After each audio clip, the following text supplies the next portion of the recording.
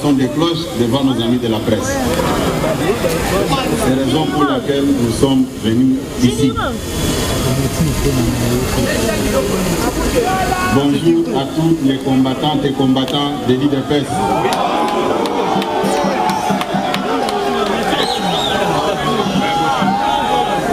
Avant de commencer notre communication de ce jour, je vous prie de vous tenir debout en observant une minute de silence en mémoire de nos frères et sœurs de l'Est.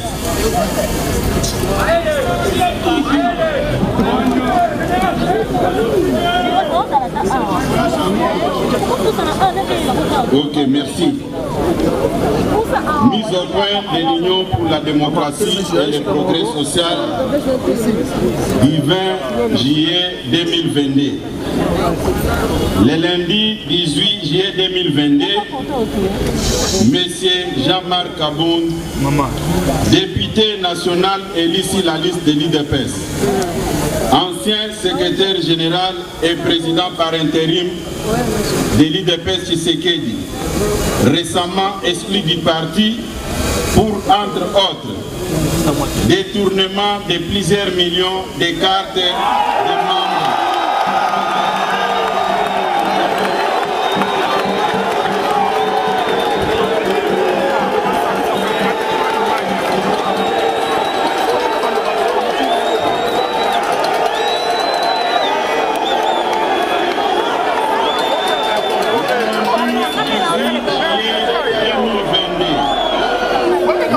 Jean-Marc Kabound, député national, élu sur la liste de l'UDPS, ancien secrétaire général et président par intérim de l'IDPS Tshisekedi, récemment exclu du parti pour, entre autres, détournement de plusieurs millions de dollars, des cartes de membres et des cotisations. Agression d'un élément de la garde républicaine ainsi que monnayage et honteux des postes de responsabilité destinés à l'IDPS s'est offert un moment en spectacle face à la presse. Au cours de celle-ci, il a débité en chapelet des contre-vérités dans le but inavoué de nuire à la personne de son Excellence, M. Félix Tshisekedi, président de la République démocratique du Congo et chef de l'État. Comme tout le monde peut s'en rendre compte aujourd'hui, ce coup médiatique a été un non-événement qui ne mérite pas d'accaparer l'attention du public. Ça a été un coup de pétard mouillé et une nuée de fumée déjà engloutie dans l'atmosphère.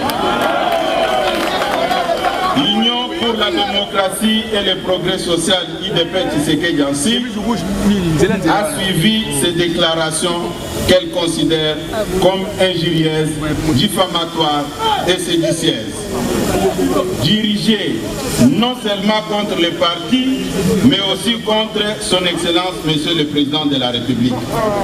En effet, plutôt que de dire à l'opinion les raisons profondes qui ont conduit à son exclusion de l'IDPS, M. Jean-Marc Kabound, un homme frustré, a volontairement choisi d'extérioriser ses frustrations en débitant des mensonges dans le but de distraire et détourner l'opinion nationale dans son élan de la mobilisation et de solidarité avec nos forces armées engagées sur les champs de bataille sous le leadership du commandant suprême des forces armées et de la police, son Excellence, Monsieur le Président de la République, Félix Tshisekedi Tshilombo, et sur les partis IDPS qui lui a tout donné. Dans les lignes qui suivent, nous vous exposons la personnalité de M. Jean-Marc Kabound pour vous permettre de comprendre sa vraie nature, qui justifie tous les faits et actes passé et présent, avant de révéler et de tordre les cous à ces contre-vérités avec chiffres à l'appui. Les vraies raisons de l'exclusion de M. Jean-Marc Kabound de l'IDPS, poussé par la folie du pouvoir, les malins de Jean-Marc Kabound ne s'étaient jamais empêchés de s'ériger en justicier qui non seulement s'est donné l'audace d'interpeller les gens, mais aussi infliger, sans titre ni qualité, des châtiments corporels à ses victimes. Il ne se gênait pas de confisquer les biens d'autrui, dont les carrés miniers et autres biens matériels.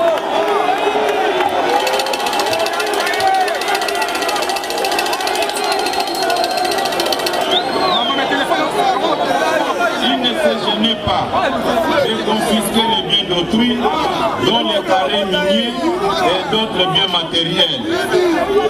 Il se réclamait d'être héritier de Tshisekedi. Tous les combats menés par Étienne Tshisekedi, il ne s'est jamais octroyé les biens d'un paisible citoyen. À titre d'exemple, au mois de novembre 2021, Sieur Jean-Marc Kabound avait ravi les carrés d'un paisible citoyen congolais sans juste motif. C'est à la suite de plusieurs interventions lui faisait comprendre que son comportement ne reflétait en rien l'esprit tshisekidiste et notre idéologie socialiste. Que cette mine a été restituée à son propriétaire, provoquant la sainte colère de Jean-Marc, ses comportements barbares et immoraux. Son comportement barbare et immoral ne discréditait pas seulement son auteur, mais aussi le parti qui se trouvait par ces faits mis en marge de l'idéal de l'état de droit prôné par nos pères fondateurs qui avaient consenti d'énormes sacrifices et payé l'effort de leur vie pour sa matérialisation. Sans devoir énumérer toutes les antivaleurs qui ont caractérisé sa gestion calamiteuse de notre formation politique, dont notamment enrichissement personnel rapide et sans cause, insolence et la délinquance politique, ainsi que les manipulations tribales au sein du parti. Les derniers méfaits visibles et connus de M. Jean-Marc Kabound, qui lui a valu l'exclusion de l'IDPS, n'est pas une quelconque contradiction idéologique ou politique avec le chef de l'État, Félix Tshisekedi. Moins encore avec les instances du parti dont il assurait personnellement de manière autocratique la direction, mais plutôt sa délinquance qui l'a conduit à humilier publiquement par les mains, plus précisément, un élément de la garde républicaine. Ayant étalé constamment son immoralité sur la place publique, son incapacité à vivre dans la société des personnes civilisées et son refus de se soumettre aux valeurs de la social-démocratie, l'IDPS avait choisi de chasser Sieur Jean-Marc Kabound de ses rangs pour préserver les accords de l'État. Sur les prétendus stagiaires et jussaires qui seraient au sommet de l'État, venus à la tête du parti dans les conditions que tout le monde connaît, et sur lesquelles je reviendrai brièvement ici. Jean-Marc Kabound n'avait assumé aucune fonction publique dans sa vie. Il s'est tout de suite retrouvé vice-président de l'Assemblée nationale. il a été seul à la sélection, ou bien il a été seul à sélectionner les 90% des collaborateurs actuels du chef de l'État et la totalité des membres du parti au gouvernement. À les qualifier des stagiaires, soit qui les avait sélectionnés à dessein pour nuire au mandat de l'UDPS et de son Excellence, Monsieur le Président de la République, à la tête du pays. Soit qu'il était lui-même d'une incompétence caractérisée, qu'il ne les avait pas su stagiaires. Lorsque Sier Kabound parle des Jusser, il faut qu'il précise s'il ne s'adresse pas à lui-même. En une année du mandat à l'Assemblée nationale, il construit une école d'une valeur de 350 000 $, soit équivalent de 30 000 $ américains mensuels. Alors que 2 ans avant, M. Kabound n'avait pas un trait de vie que nous avons vécu ces derniers jours. Sur la gestion de la guerre, à cette période où le pays fait face à une agression rwandaise, en même temps que la nation se mobilise autour du chef de l'État pour soutenir nos forces d'armée, l'UDPS est surprise par les déclarations tapageuses et irresponsables débutées par Sier Jean-Marc Kabound, affirmant sans preuve que le régime Tshisekedi n'a rien investi dans l'armée. Par ces déclarations, M. Jean-Marc Kabound a montré clairement son acquaintance avec les ennemis de la République et devrait désormais être traité des traîtres de la nation.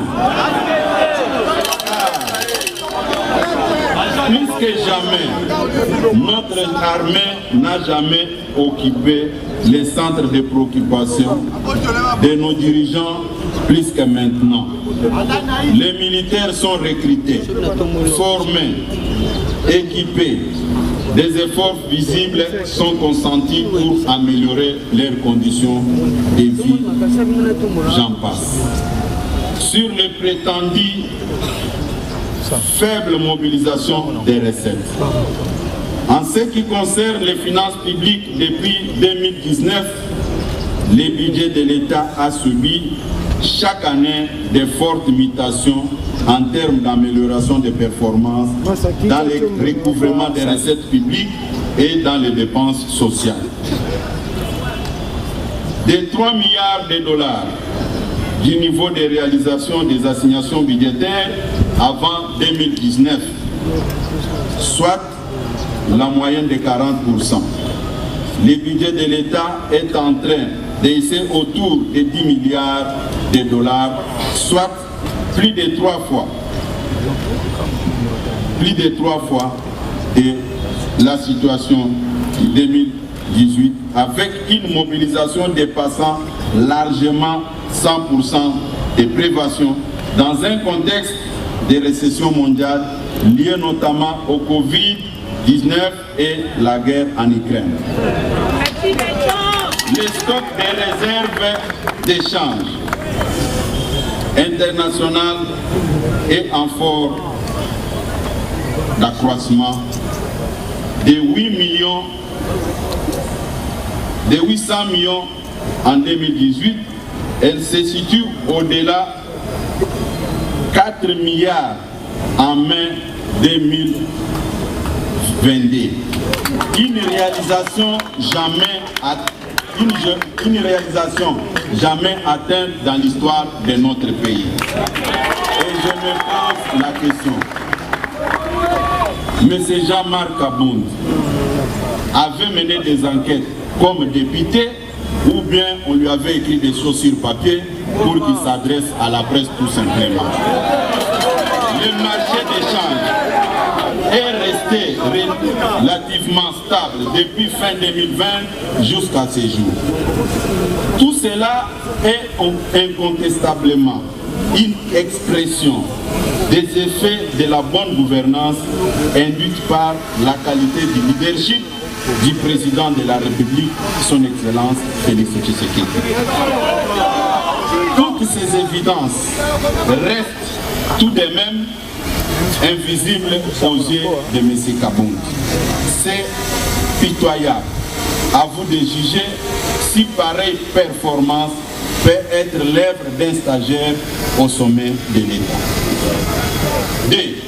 Sur la prétendue intention de tricher aux élections de 2023 et tentative de mettre en péril la périodicité du cycle électoral à une année de la convocation du corps électoral, la Commission nationale électorale indépendante, difficilement mise en place, accusée à son installation 28 mois de retard. À ce jour, grâce à la détermination de son Excellence Félix Tshisekedi, ce retard a été comprimé, de sorte que, aujourd'hui que je parle, une seule opération préélectorale nous sépare de la tenue effective du scrutin. C'est l'actualisation du fichier électoral. Les appels d'offres ont été lancés tant sur l'équipement en machine que sur les recrutements de personnel. De quoi un homme sérieux, expérimenté, comme il prétend être, peut déduire à ce jour pareille tentative.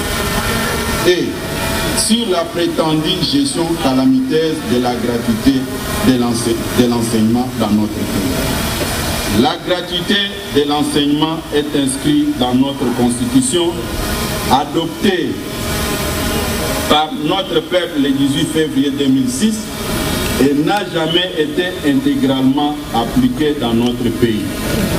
Promesse de campagne du chef de l'État, la gratuité de l'enseignement est à ce jour effective. Parmi ces effets, on peut citer notamment la révision à la hausse des salaires de base de tous les enseignants, l'alignement et paiement de plus de 250 000 enseignants restés nouvelle unité. Certains depuis plus de 30 ans, l'octroi des indemnités de transport et de logement aux enseignants des chefs-lieux de province, l'octroi des primes de bourse à ceux des territoires, ainsi que le paiement des primes de la gratuité aux enseignements du primaire. Par conséquent, le salaire d'un enseignant est passé de 168 728 francs congolais à 381 577 francs congolais, soit une augmentation de 126%. F. Sur le dossier RAM, registre des appareils mobiles, a été institué dans notre pays par le décret du Premier ministre numéro 012/15 du 20 février 2012. À cette époque, Tshisekedi était dans l'opposition. C'est pourquoi, avant de s'adresser au public, il faut mener des enquêtes et amener des chiffres. Et ce sont des chiffres qui peuvent parler au lieu de laisser des plumes pour rien.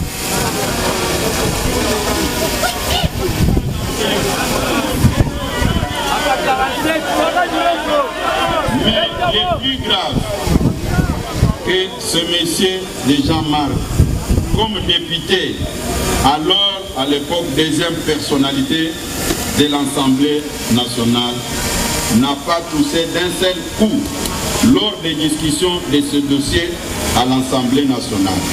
Il a entendu son éviction pour venir se déballer par une sorte de règlement des comptes.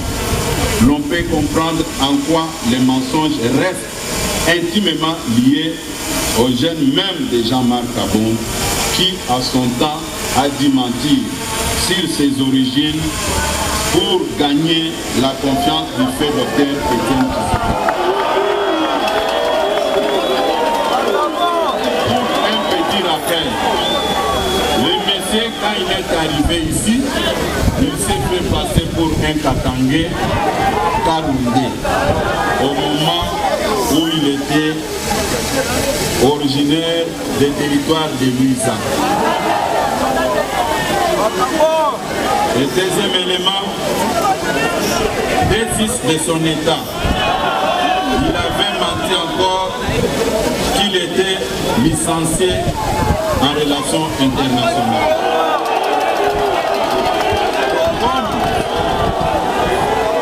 Et comme il y a un adage qui dit, vous pouvez tromper tout le monde, pas votre propre conscience. Après avoir compris qu'il ne pouvait pas rester dans cette logique de faussaire, c'est comme ça qu'il était obligé de reprendre le chemin de l'université pour aller se faire inscrire à l'ILK. Depuis l'arrivée de son Excellence Félix Tshisekedi au sommet de l'État, il n'y a aucun homme politique, aucun détenu politique sous ces régimes qui croupissent encore en prison. Il n'y a aucun exilé politique. La preuve en est que lui-même s'est permis d'insulter du début à la fin le président de la République.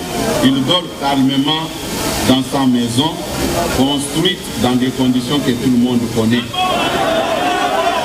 Et les images de son speech étaient diffusées sur la chaîne nationale. C'est-à-dire, la démocratie se porte bien en République démocratique. Sur le plan diplomatique, retour de la RDC dans les concerts des nations. Le leadership de son Excellence Félix Tshisekedi était confirmé lors de sa prise de fonction au sommet de l'Union africaine. Aujourd'hui, il préside la CAC que tout le monde connaît. De telles réalisations ne pouvaient pas pousser un monsieur qui réfléchit de l'échec sur le plan diplomatique.